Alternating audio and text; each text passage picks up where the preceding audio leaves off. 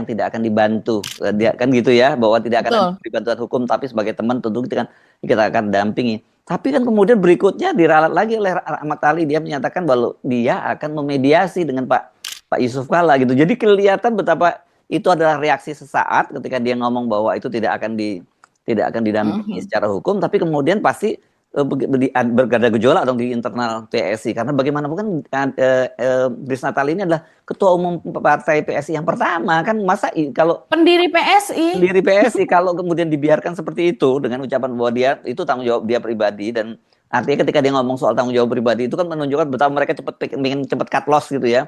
Adi Betul. Armando mengundurkan diri, udah pokoknya nggak, jangan dikait-kaitin dengan PSI loh ya.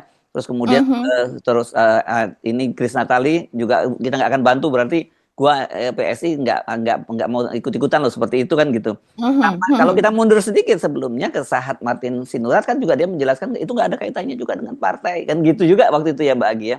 Jadi kita melihat memang ini luar biasa sekali. Kenapa? Karena kan dalam setahun terakhir ini sebenarnya kelihatan PSI itu benar-benar mereka melakukan rekrutmen besar-besaran dan ada repositioning dan rebranding. Kan begitu ya Mbak Agi ya. Betul.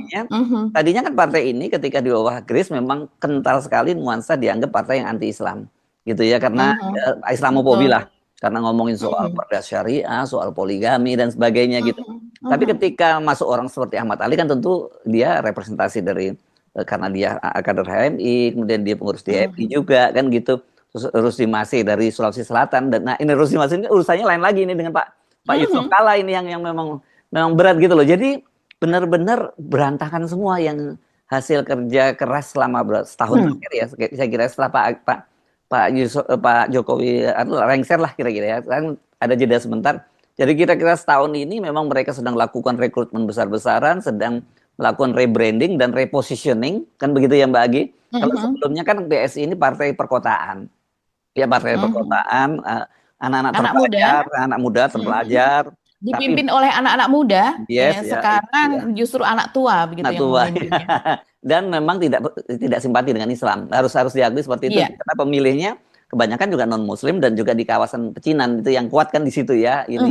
Nah, sekarang mau dan juga anak-anak muda yang mungkin terlihat sekuler ya, dengan pergaulan yang dianggap sebagai itu sesuatu anak-anak masa depan, kurang lebih begitulah.